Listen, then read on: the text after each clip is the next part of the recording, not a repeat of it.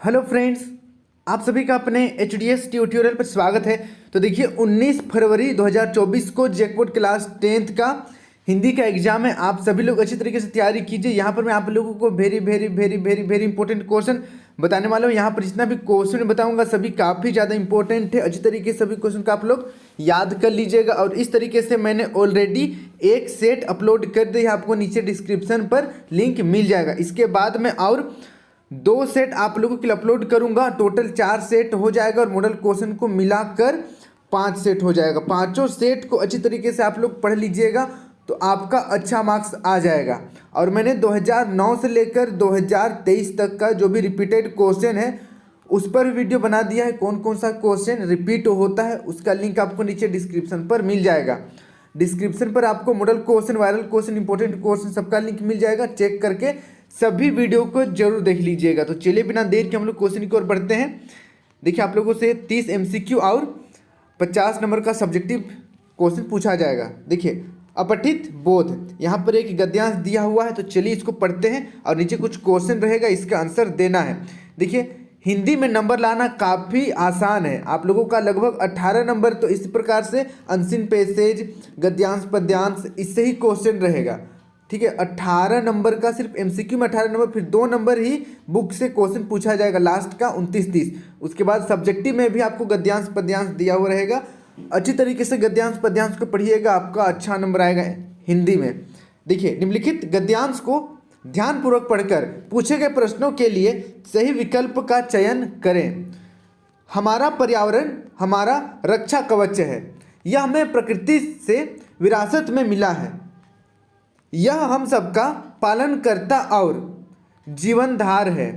वस्तुतः वर्तमान रक्षण भारतीय संस्कृति से जुड़ा हुआ है। पेड़ पौधे और जानवर हमारे मित्र हैं, इसीलिए बड़े बड़े बाग बगीचों और पार्कों को शहर का फेफड़ा कहा जाता है। बाग बगीचे और पार्कों को शहर का फेफड़ा कहा जाता है। हमारी संस्कृति में पेड़ लगाना पुण्य काम या पुण्य कार्य माना जाता है। पीपल, बरगद, आम, नीम, जामुन, आंवला जैसे उपयोगी वृक्षों के रोपण को महान धार्मिक कृत्य माना गया है। पेयजल स्रोतों के निकट मलमूत्र त्याग को पाप कर्म माना गया है। पर्यावरण प्रदूषण को रोकने के लिए सबसे अधिक आवश्यकता इस बात की है कि कल कारखाने से निकलने वाले प्रदूषित जल और कूड़े कचरे के शुद्धिकरण की व्यवस्था की जाए। सरकारी स्तर पर इस दिशा में अनेक कदम उठाए जा रहे हैं। इसके अतिरिक्त पर्यावरण प्रदूषण रोकने में हम स्वयं भी सहयोग दे सकते हैं। यह काम हम 2 तरह से कर सकते हैं। पहला यह कि हम गंदगी न फैलाएं और दूसरा यह कि जहां गंदगी हो उसे साफ करने में सहयोग दें। अपने आसपास की नालियों को साफ रखें और जहां तहां कूड़ा कचरा आदि न फेंकें। खुले में मल मूत्र विसर्जित ना करें, साथ ही अधिक से अधिक वृक्ष लगाएं। इस प्रकार हम देखते हैं कि आधुनिक युग में चारों प्रकार के प्रदूषण, भूमि प्रदूषण, जल प्रदूषण, वायु प्रदूषण और ध्वनि प्रदूषण फैल रहे हैं। भविष्य में इनका दुष्प्रभाव कितना फैलेगा बताना मुश्किल है। तो चलिए अब हम लोग क्वेश्चन देखते हैं। यहाँ पर आप एक बार इसको फिर से पढ़ लीजिएगा या सुन लीजिएगा वीडियो को, उसके बाद यहाँ पर हम लोग पढ़ते हैं। देखिए क्वेश्चन, मेरे आंसर बताने से पहले आप लोग कमेंट कीजिएगा क्या सही आंसर होना चाहिए। पहला नंबर देखिए, हमें प्रकृति से विरासत में क्या मिला है। पहला ऑप्शन है आवरण, दूसरा पर्यावरण, तीसरा संवरण और चौथा है प्रदूषण। तो इसका सही आंसर हो जाएगा ऑप्शन नंबर पहला, पर्यावरण। इसको आप लोग याद कर लीजिएगा। फिर देखिए नेक्स्ट अगला 2 नंबर, बड़े बड़े बाग बगीचों और पार्कों को क्या कहा जाता है। पहला ऑप्शन है शहर का दिल, दूसरा शहर का मस्तिष्क, तीसरा शहर का शरीर, चौथा शहर का फेफड़ा।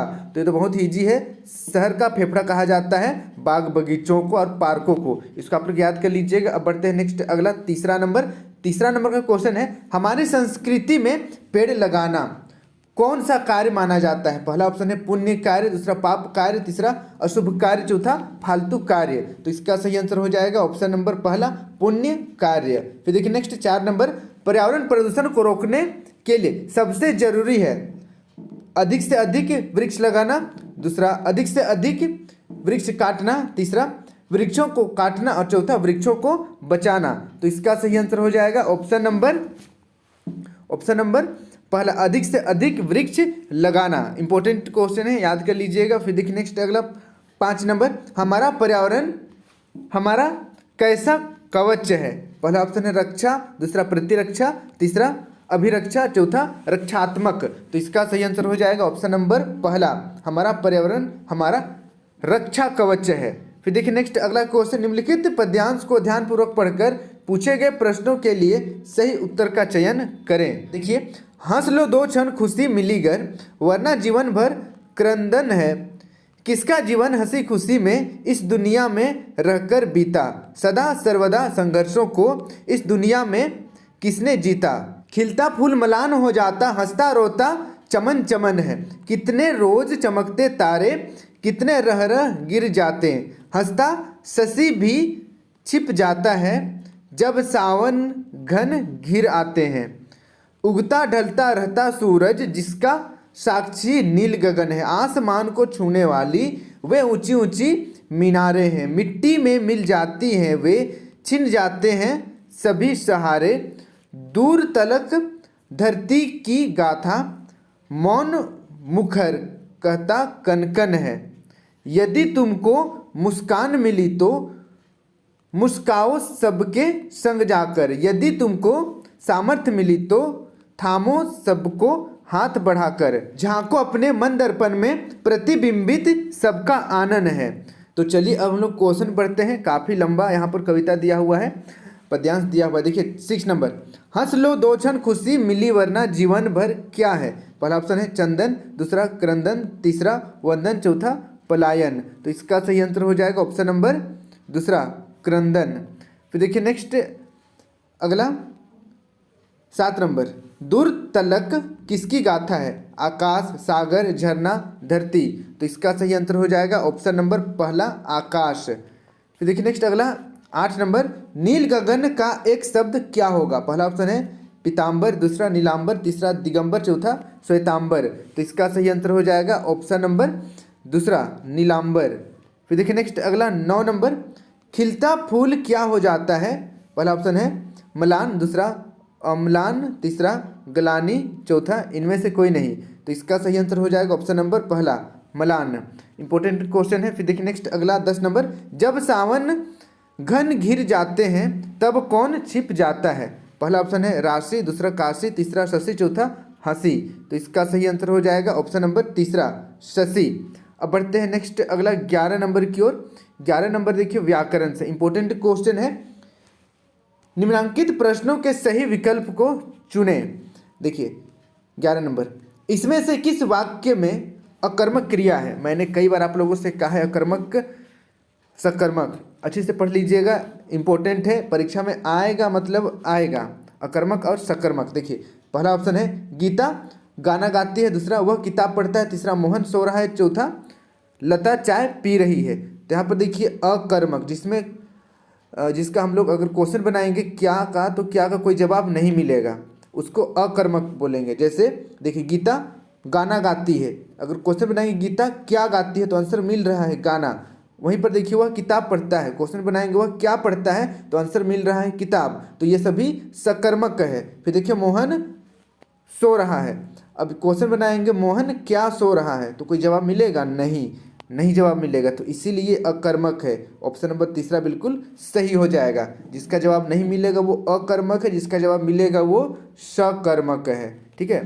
देखिए 12 नंबर, इसमें से कौन या इसमें से किस वाक्य में सकर्मक क्रिया नहीं है। नहीं है यानी कि अकर्मक क्रिया का बात यहाँ पर हो रहा है। अकर्मक क्रिया कहाँ पर है।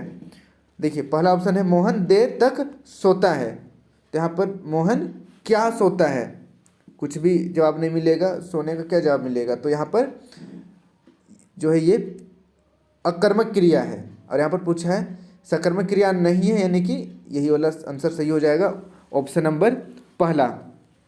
बाकी सब में जवाब मिलेगा। जैसे क्या पढ़ देखिए विद्यार्थी कक्षा में पढ़ रहे हैं, तो क्या आप पढ़ रहे हैं उसका जवाब मिलेगा। कॉपी किताब कुछ भी पढ़ रहे हैं, कहाँ पढ़ रहे हैं उसका जवाब मिलेगा कक्षा में।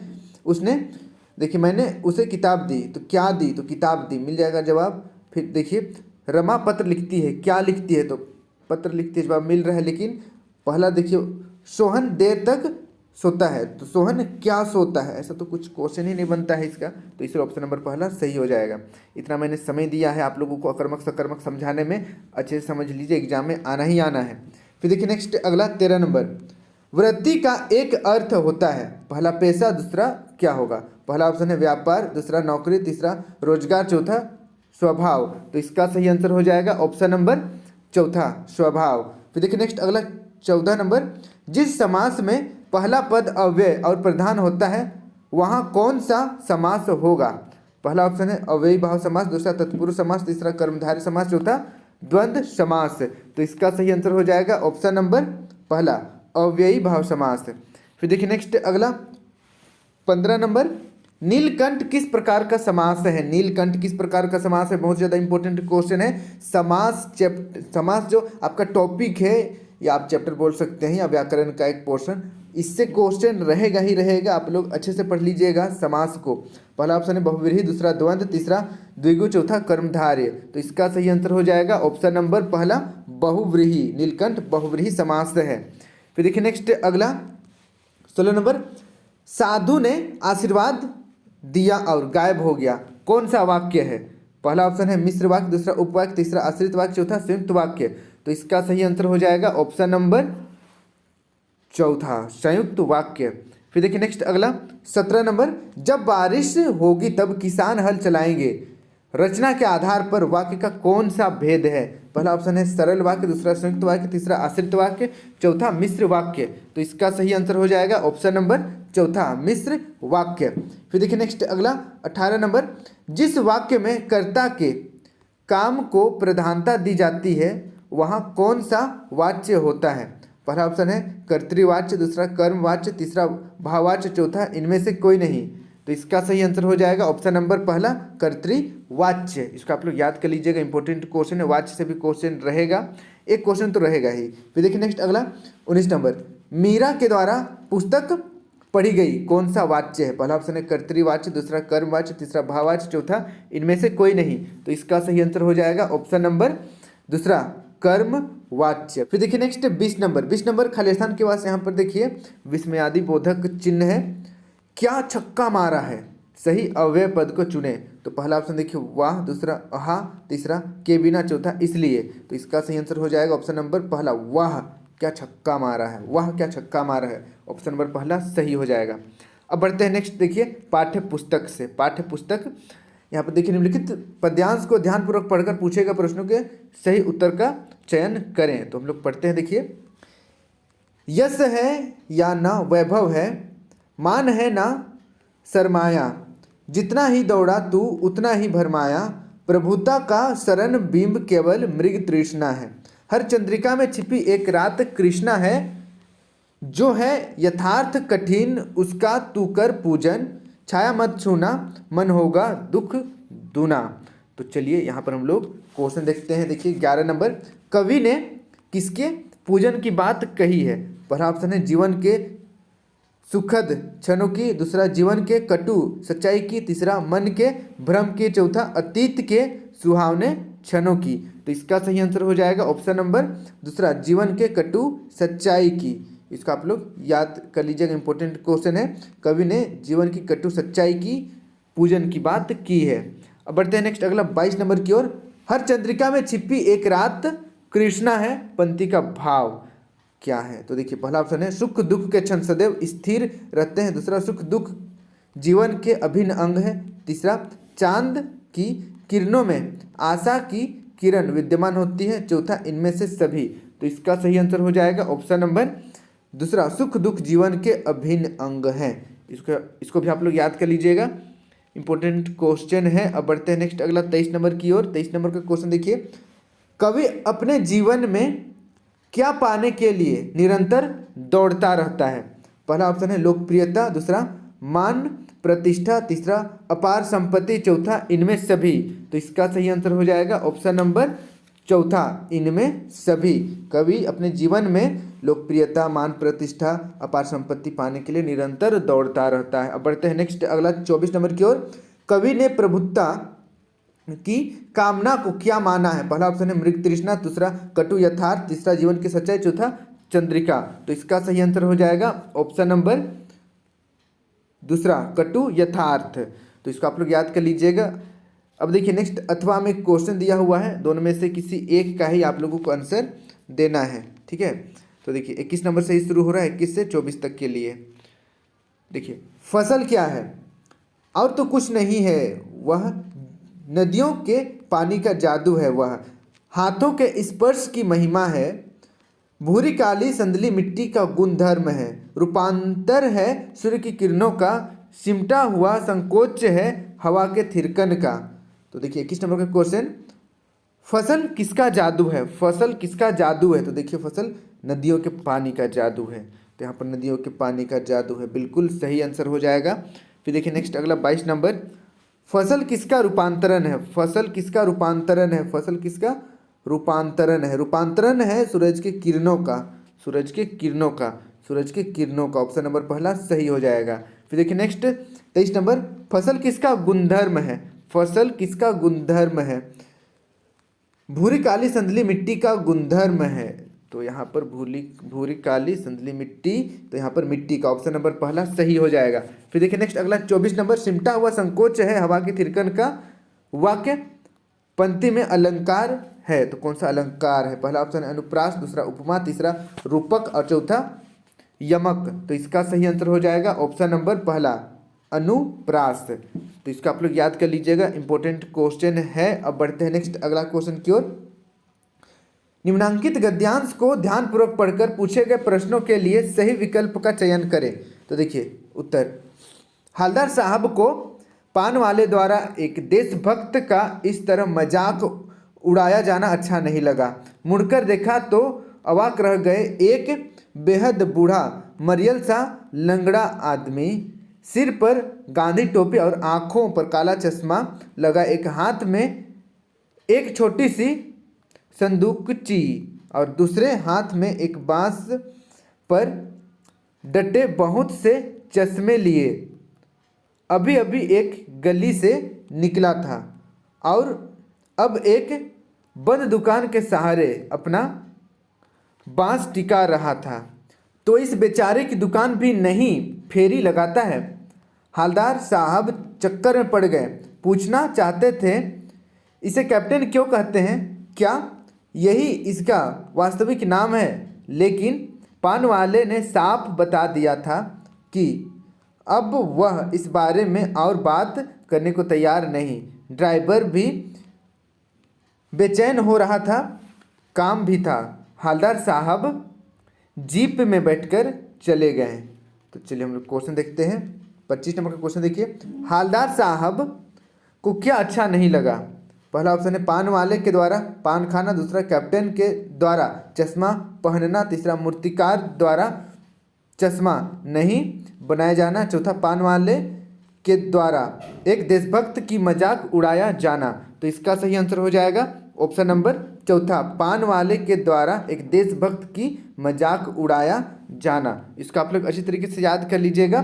फिर देखिए नेक्स्ट 26 नंबर, बूढ़ा मरियल सा लंगड़ा आदमी कौन था? बूढ़ा मरियल सा लंगड़ा आदमी कौन था? पहला ऑप्शन है हवलदार साहब, दूसरा पान वाला, तीसरा कैप्टन, चौथा मास्टर मोतीलाल। तो इसका सही आंसर हो जाएगा ऑप्शन नंबर तीसरा कैप्टन। अब बढ़ते हैं नेक्स्ट अगला क्वेश्चन की ओर। 27 नंबर का क्वेश्चन है, कैप्टन क्या काम करता था? कैप्टन क्या काम करता था? पहला ऑप्शन है काश्तकारी, दूसरा बागवानी, तीसरा फेरी, चौथा कृषि। तो इसका सही आंसर हो जाएगा ऑप्शन नंबर तीसरा फेरी लगाता था।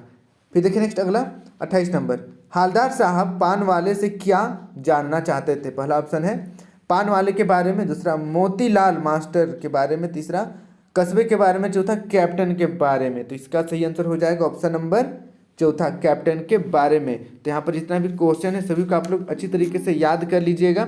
अब हम लोग बढ़ते हैं नेक्स्ट अगला क्वेश्चन की ओर। देखिए अगला क्वेश्चन है 29 नंबर, निम्नलिखित प्रश्नों के सही विकल्प को चुने। 29 नंबर, माता का आंचल पाठ के लेखक कौन है? तो देखिए लेखक का नाम इंपॉर्टेंट है, 1-2 नंबर इसमें आना ही आना है आप लोगों को, अच्छी तरीके से याद कर लीजिएगा। लेखक का नाम कविता हो या कहानी हो। देखिए पहला ऑप्शन है कमलेश्वर, दूसरा मधु कांकरिया, तीसरा शिव पूजन सहाय, चौथा अज्ञेय। तो इसका सही आंसर हो जाएगा ऑप्शन नंबर तीसरा शिव पूजन सहाय। इसका आप लोग याद कर लीजिएगा, इंपॉर्टेंट क्वेश्चन है। अब बढ़ते हैं नेक्स्ट अगला 30 नंबर की ओर। जॉर्ज पंचम की नाक व्यंग में कब की घटना का उल्लेख है? पहला ऑप्शन है सन 1947, दूसरा लॉर्ड डलहौजी के समय की, तीसरा इंग्लैंड की रानी एलिजाबेथ के भारत आगमन की, चौथा सन 1942 की। तो इसका सही आंसर हो जाएगा ऑप्शन नंबर तीसरा इंग्लैंड की रानी एलिजाबेथ के भारत आगमन की। तो इसका आप लोग अच्छी तरीके से प्रैक्टिस कर लीजिएगा, इंपॉर्टेंट क्वेश्चन है।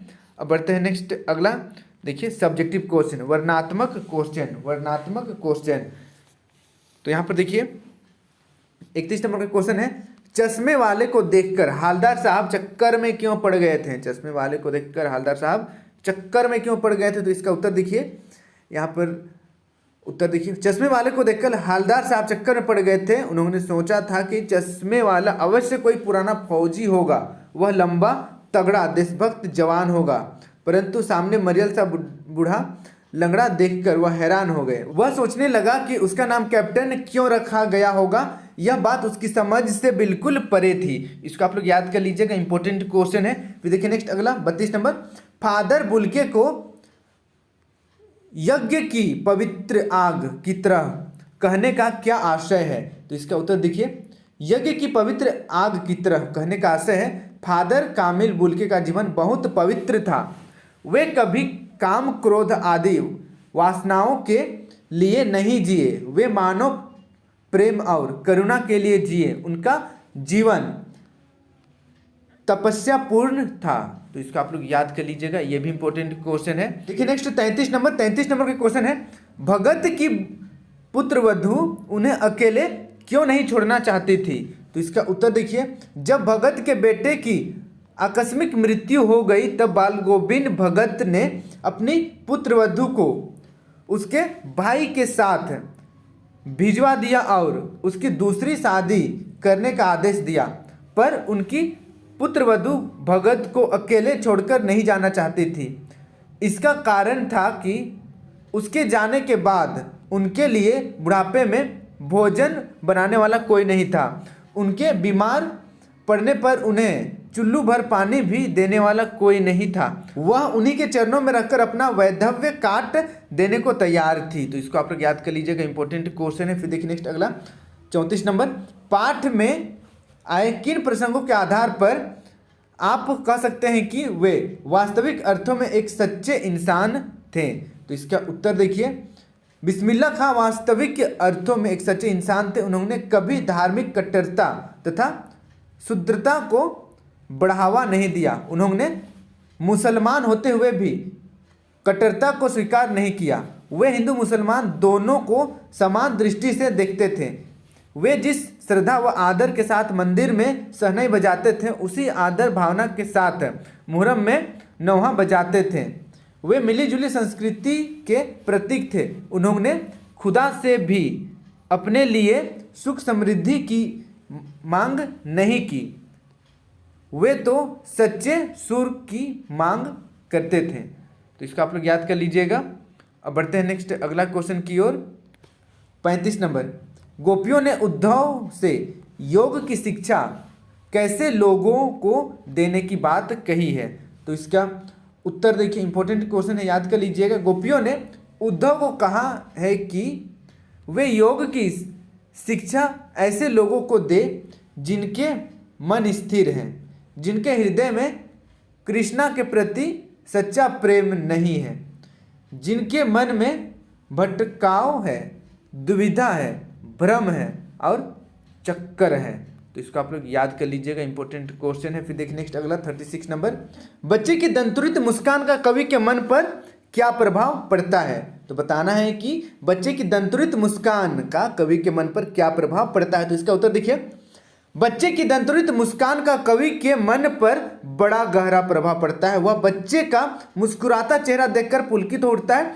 उस बच्चे को देखकर कवि के मन में पितृत्व की भावना जागृत होती है। कवि के मन में बच्चे को देखकर तरह तरह की कल्पनाएं आती है। तो इसको आप लोग याद कर लीजिएगा, छोटा सा है, 4 लाइन का, याद हो जाना चाहिए तुरंत। फिर देखिए नेक्स्ट 37 नंबर, कवि ने कठिन यथार्थ के पूजन की बात क्यों कही है? तो इसका उत्तर देखिए, कवि ने कठिन यथार्थ के पूजन की बात इसलिए कही है क्योंकि इसी से हमारा जीवन चलता है। विगत जीवन से चिपके रहना और वर्तमान से पलायन करना व्यर्थ है। हमें जीवन के कठोर यथार्थ से रूबरू होना ही चाहिए। यही हमारे जीवन की प्राथमिकता होनी चाहिए। इसीलिए कवि कठिन यथार्थ के पूजन की बात कहता है। इसे स्वीकार करने में ही भलाई है। व्यक्ति को जीवन के यथार्थ को ही पूजना चाहिए। फिर देखिए नेक्स्ट अगला 38 नंबर, कन्यादान के समय माँ के दुख को प्रामाणिक क्यों माना गया है? तो इसका उत्तर देखिए, विवाह के अवसर पर माँ द्वारा अपनी कन्या को दान में देना उसके लिए प्रामाणिक दुख था। उसे यह लगता था कि वही उसकी अंतिम पूंजी है। इसके चले जाने के बाद वह खाली हो जाएगी, तब वह किसके साथ अपना दुख बांट पाएगी? तो इसको आप लोग याद कर लीजिएगा, इंपॉर्टेंट क्वेश्चन। अब बढ़ते हैं नेक्स्ट हम लोग 3 नंबर की ओर। यहाँ पर देखिए टोटल 8 क्वेश्चन में से कोई 6 क्वेश्चन को ही आप लोगों को हल करना है। लघु उत्तरीय देखिए 3 नंबर क्वेश्चन है 39 नंबर से। आपकी दृष्टि में भगत की कबीर पर अगाध श्रद्धा के क्या कारण रहे होंगे? तो इसका उत्तर देखिए, हमारे दृष्टि में भगत की कबीर पर श्रद्धा के निम्न कारण रहे होंगे। क नंबर देखिए, बाल गोविंद भगत की तत्कालीन समाज में समझी जाने वाली निम्न जाति से संबंधित थे। कबीर जुलाहे और भगत तेली। फिर देखिए नेक्स्ट ख नंबर, भगत को कबीर का गृहस्थी साधु वाला रूप भाया होगा। भगत भी इसी प्रकार के थे। फिर देखिए ग नंबर, कबीर की विचारधारा भगत की विचारधारा के अनुरूप थी। दोनों में काफ़ी समानता थी। फिर देखिए नेक्स्ट घ नंबर, दोनों सादा जीवन उच्च विचार में विश्वास रखते थे। फिर देखिए अंग, भगत को कबीर के गीत पसंद थे। तो इसको आप लोग याद कर लीजिएगा, इंपॉर्टेंट क्वेश्चन है, 3 नंबरी है, तो कम से कम आपको 4 पॉइंट तो लिखना ही पड़ेगा। फिर देखिए नेक्स्ट 40 नंबर, मानवीय करुणा की दिव्य चमक पाठ में आए उन प्रसंगों का उल्लेख करें जिनसे फादर बुल्के का हिंदी प्रेम प्रकट होता है। तो इसका उत्तर देखिए, निम्नलिखित प्रसंगों से फादर बुल्के का हिंदी प्रेम प्रकट होता है। क नंबर देखिए, फादर बुल्के ने हिंदी में एमए किया। फिर देखिए ख नंबर, प्रयाग विश्वविद्यालय के हिंदी विभाग में रहकर 1950 में अपना शोध प्रबंध हिंदी में पूरा किया। विषय था रामकथा, उत्पत्ति और विकास।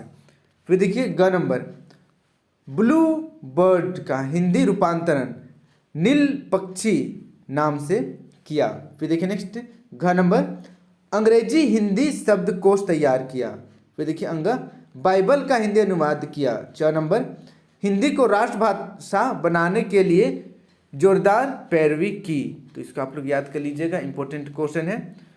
फिर देखिए नेक्स्ट अगला 41 नंबर, लेखिका कि अपने पिता से वैचारिक टकराव को अपने शब्दों में लिखें। तो इसका उत्तर देखिए, लेखिका और उसके पिता के विचार आपस में टकराते थे। पिता लेखिका को देश समाज के प्रति जागरूक बनाना चाहते थे, किंतु उसे घर तक ही सीमित रखना चाहते थे। वे उसके मन में विद्रोह और जागरण के स्वरूप भरना चाहते थे, परंतु उसे सक्रिय नहीं होने देना चाहते थे। लेखिका चाहती थी कि वह अपनी भावनाओं को प्रकट भी करे, वह देश की स्वतंत्रता में सक्रिय होकर भाग ले। यहीं आकर दोनों की टक्कर होती थी। विवाह के मामले में भी दोनों के विचार टकराएं। पिता नहीं चाहते थे कि लेखिका अपनी मनमर्जी से राजेंद्र यादव से शादी करे, परंतु लेखिका ने उनकी परवाह नहीं की। तो तो इसका आप लोग याद कर लीजिएगा, इंपॉर्टेंट क्वेश्चन है। अब बढ़ते हैं नेक्स्ट हम लोग 42 नंबर की ओर। 42 नंबर का क्वेश्चन है, संगीतकार किन किन रूपों में मुख्य गायक गायिकाओं की मदद करते हैं? तो इसका उत्तर देखिए, संगीतकार मुख्य गायक गायिकाओं के स्वर में अपना स्वर मिलाकर उनकी मदद करते हैं। का नंबर देखिए, संगीतकार संगीत के वाद्य यंत्र बजाकर गायक गायिकाओं की मदद करते हैं, उनकी सहायता से उनके स्वर में उभार आता है। फिर देखिए ख नंबर, प्रायः सभी गायक गायिकाओं के साथ अपने साजिंदे होते हैं, वे गायक गायिकाओं का रंग जमाने में मदद करते हैं। तो इसको आप लोग याद कर लीजिएगा, इंपॉर्टेंट क्वेश्चन है। फिर देखिए नेक्स्ट 43 नंबर, गोपियों को कृष्ण में ऐसा कौन से परिवर्तन दिखाई दिए जिनके कारण वे अपना मन वापस पा लेने की बात कहती है?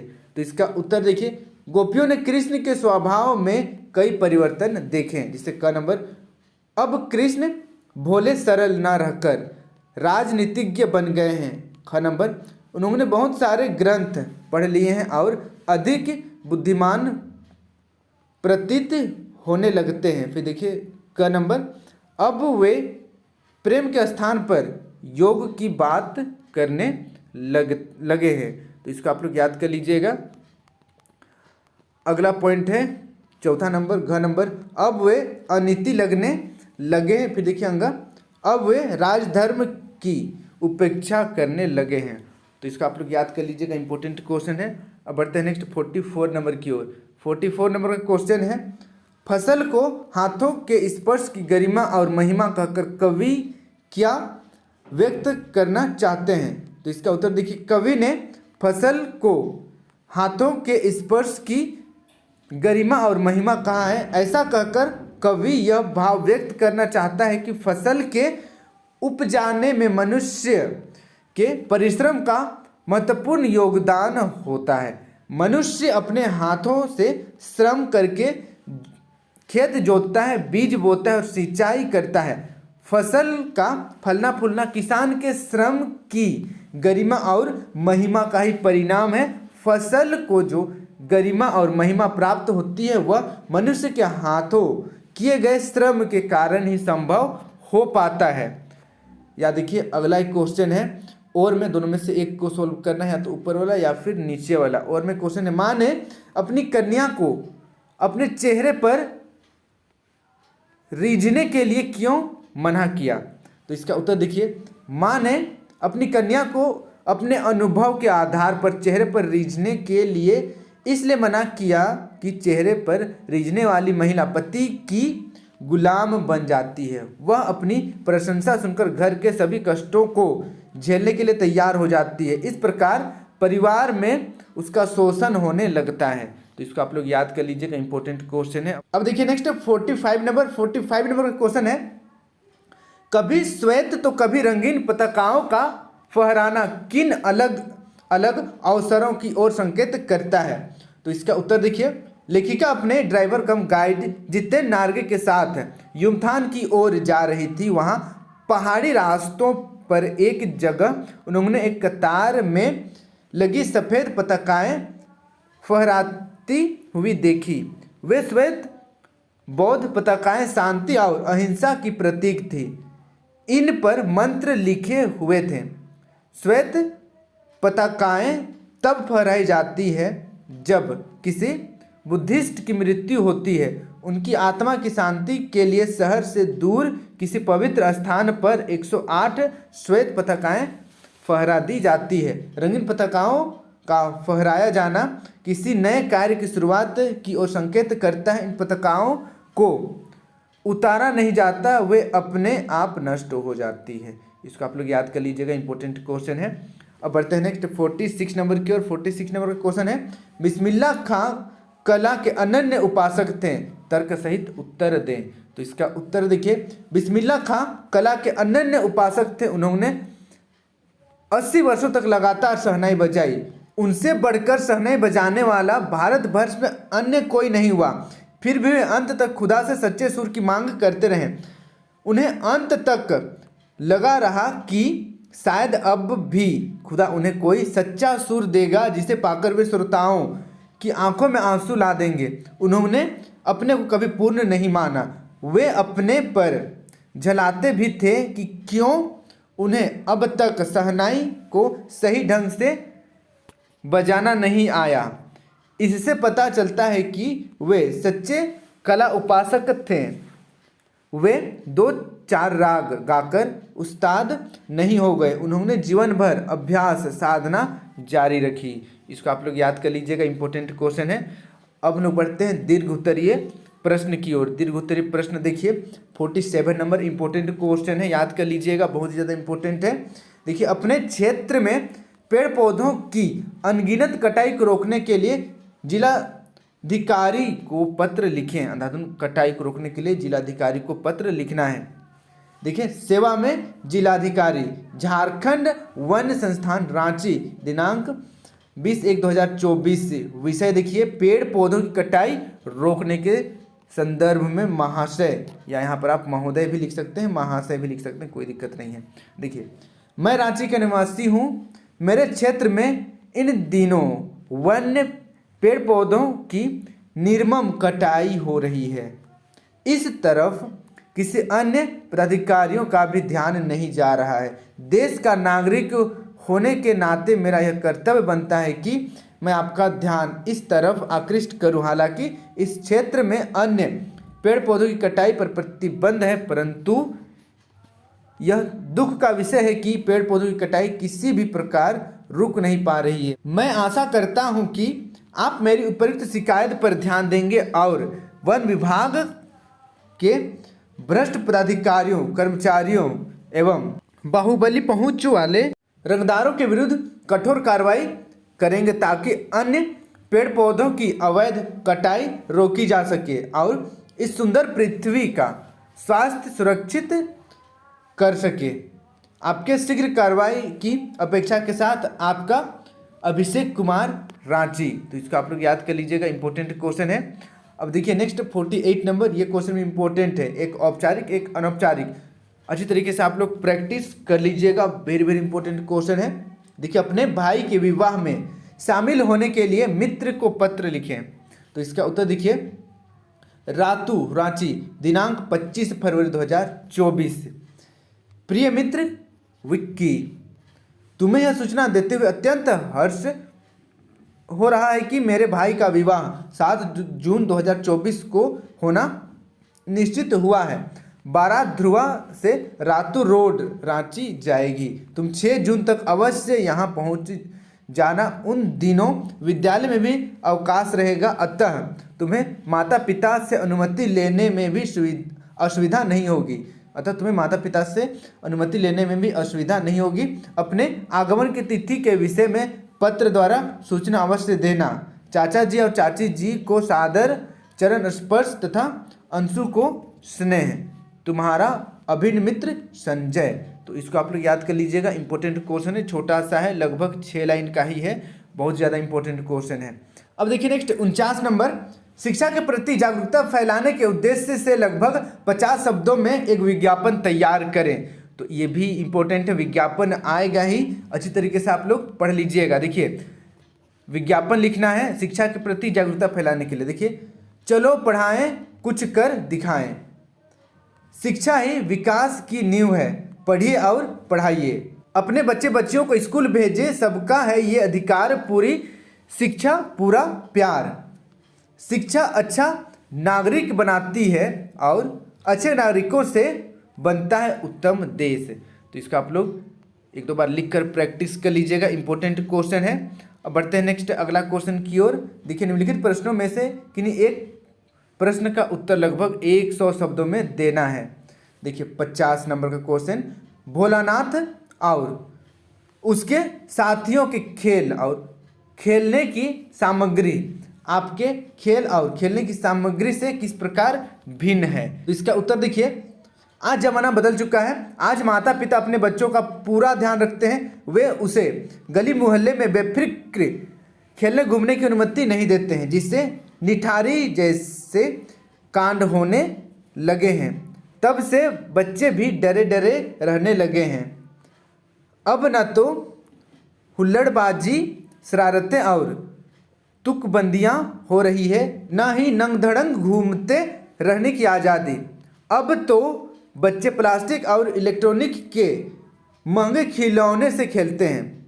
बरसात में बच्चे बाहर रह जाए तो आज माँ बाप की जान निकल जाती है।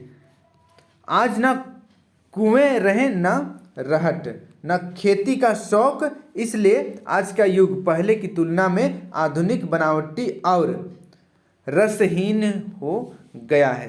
तो इसको आप लोग याद कर लीजिएगा, इंपॉर्टेंट क्वेश्चन है। अब देखिए नेक्स्ट 51 नंबर का क्वेश्चन है, नाक मान सम्मान व प्रतिष्ठा का द्योतक है। यह बात पूरी व्यंग रचना में किस तरह उभर कर आई है, लिखें। तो इसका उत्तर देखिए, यह बात बिल्कुल सही है कि नाक मान सम्मान व प्रतिष्ठा का द्योतक है। नाक से जुड़े कई मुहावरे भी हैं, नाक ऊंची रखना, नाक कटना आदि। इस व्यंग रचना में नाक संबंधी यह भाव अनेक स्थलों पर उभर कर आया है। जिसे का नंबर देखिए, जॉर्ज पंचम की नाक का गायब होना, ब्रिटिश सत्ता की नाक अर्थात मान प्रतिष्ठा का धूल में मिलना। फिर देखिए ख नंबर, जॉर्ज पंचम की नाक पुनः लगाने के प्रयास, ब्रिटिश सत्ता के सम्मान की वापसी का प्रयास है। फिर देखिए नेक्स्ट ग नंबर, भारतीय नेताओं की नाक का बड़ा होना यह दर्शाता है कि समाज में उनका मान प्रतिष्ठा ब्रिटिश सत्ताधीशों से बढ़कर थी। जॉर्ज पंचम उनकी तुलना में नहीं ठहरते थे। तो इसको आप लोग याद कर लीजिएगा। फिर देखिए नेक्स्ट अगला घ नंबर, बिहार में 1942 के आंदोलन में शहीद होने वाले बच्चों की नाक जॉर्ज पंचम की नाक से बड़ी निकला, उसके मान सम्मान को अधिक दर्शाता है। तो इसको आप लोग याद कर लीजिएगा, इंपॉर्टेंट क्वेश्चन है। अब बढ़ते हैं नेक्स्ट हम लोग 52 नंबर की ओर। 52 नंबर में आप लोगों को निबंध लिखना है, निबंध याद कर लीजिएगा, बहुत ही ज़्यादा इंपॉर्टेंट है निबंध। और निबंध बहुत सारा निबंध है जो 3-4 बार रिपीट हुआ है। मैंने रिपीटेड क्वेश्चन में बता दिया है कौन कौन सा निबंध हर एक साल आता है, तो नीचे डिस्क्रिप्शन में आपको लिंक मिल जाएगा रिपीटेड क्वेश्चन का। देखिए पहला निबंध है, भारतीय कृषि या भारत का किसान, कुछ भी आए आपको भारत का किसान पर निबंध लिखना है, अच्छी तरीके से लिखिएगा। और उसके बाद जो इम्पोर्टेंट है, मनोरंजन के आधुनिक साधन, इस पर भी निबंध आ सकता है, इंपॉर्टेंट है। फिर देखिए नेक्स्ट, स्वास्थ्य तन, स्वास्थ्य मन या स्वास्थ्य ही जीवन है, इस तरीके से क्वेश्चन आ सकता है। यहाँ पर 3, यहाँ पर टोटल में आप लोगों को देखिए, सबसे पहला भारतीय कृषि, इसको याद कर लीजिएगा। यहाँ पर मैं दूसरा मनोरंजन के आधुनिक साधन और तीसरा है स्वास्थ्य ही जीवन है। तीनों को अच्छी तरीके से याद कर लीजिएगा। यहाँ पर मैं नहीं बता रहा हूँ आप लोगों को निबंध, क्योंकि वीडियो काफ़ी लंबा हो जाएगा। कहीं से भी आप याद कर लीजिएगा निबंध को अच्छी तरीके से, यहाँ से भी आप याद कर सकते हैं स्क्रीनशॉट लेकर या लिखकर। एक बार जरूर लिख लीजिएगा निबंध को अपने घर में भी। समय अभी 1-2 दिन आपके पास समय है, समय का यूज कीजिए, बस मौज मस्ती मत करिए। 2 दिन समय है, अच्छी तरीके से 2 दिन को आप यूज कीजिए, ठीक है। तो आज के लिए इतना ही। यहाँ पर जितना भी क्वेश्चन मैंने बताया है सभी काफ़ी ज़्यादा इंपॉर्टेंट है, वेरी वेरी इंपॉर्टेंट क्वेश्चन है। सभी क्वेश्चन को आप अच्छी तरीके से याद कर लीजिएगा। और इसके साथ ही जो मैंने कहा 5 सेट, एक मॉडल सेट और 4 मेरे द्वारा अपलोड किया गया वेरी वेरी इंपॉर्टेंट क्वेश्चन को देख लीजिएगा, आपका अच्छा नंबर आएगा, यही से क्वेश्चन रहने वाला है। तो वीडियो को सभी दोस्तों के साथ शेयर कर दीजिएगा और चैनल को सब्सक्राइब कर लीजिएगा। Thank you for watching video. जय हिंद, जय भारत।